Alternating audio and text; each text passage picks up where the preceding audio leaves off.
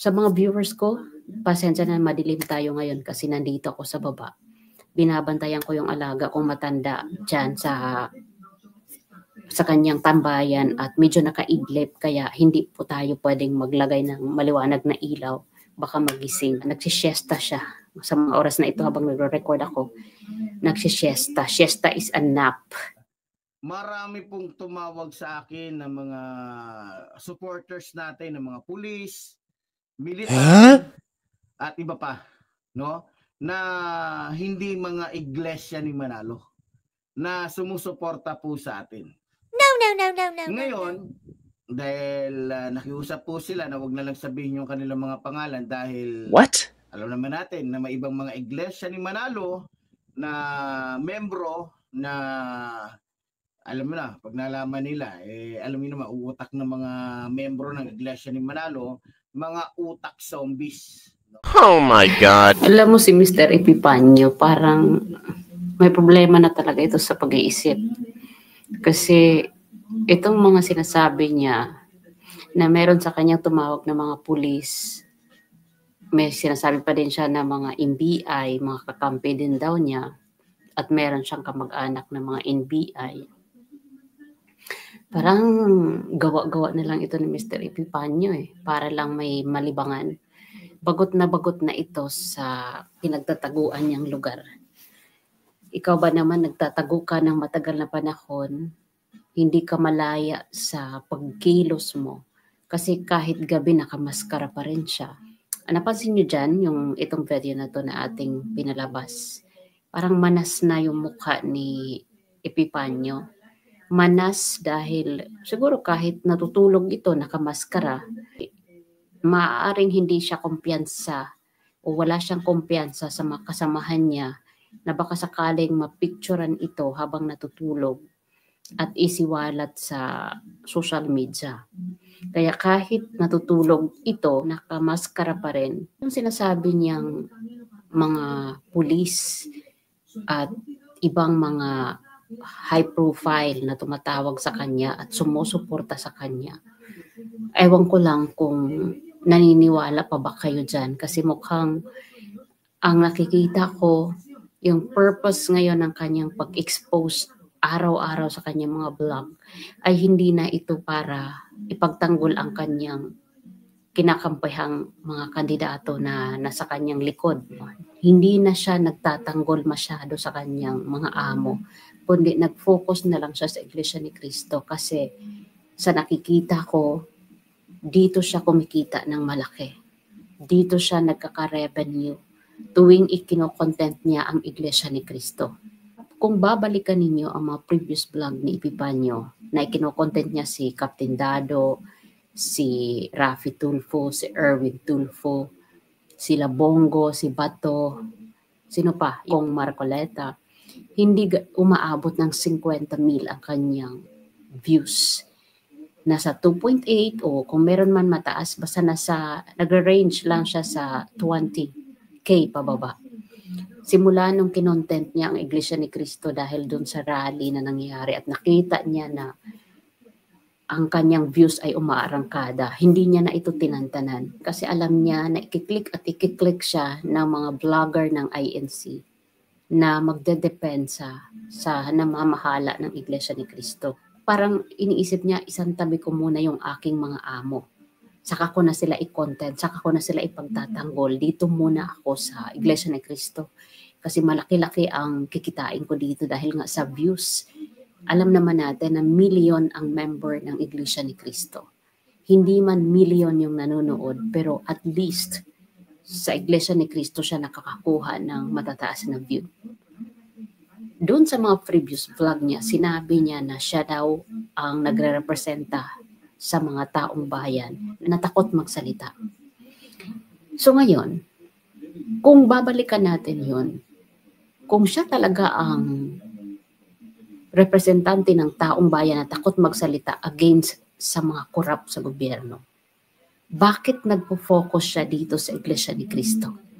Bakit hindi niya ngayon tirahin yung kanyang amo na nagpirma ng BICAM na hindi kompleto o may mga blanco? kung para talaga siya sa bayan ha, tatantanan niya dapat itong Iglesia ni Cristo. Bibirahin niya sa kanyang mga video ang gobyerno. Dahil alam naman natin na ang issue ngayon na mainit na pinag-uusapan ay ang BICAM report na pinirmahan ng Pangulo at ng kanyang amo at naging batas.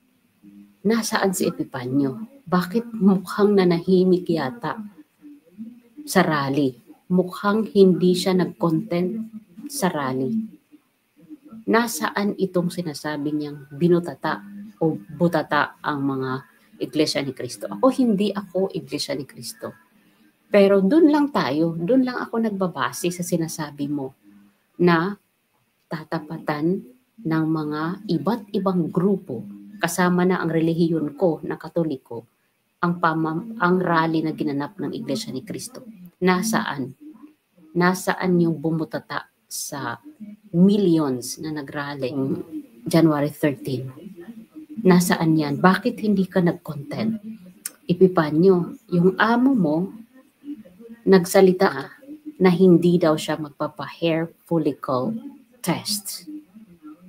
Diba, binabati ko siya ngayon ng mga vlogger, ng mga malalaking vlogger. Diba, kinokontent siya ngayon ng mga vlogger doon sa pagtanggi niya sa hamon ni Attorney Vic na magpa-hair follicle test siya. Diba, dapat pinagtatanggol mo siya ngayon laban doon sa mga vlogger na kinokontent ngayon ang Pangulong Marcos. Nasaan ka? Bakit dyan ka pa rin naka-stuck up sa Iglesia ni Cristo?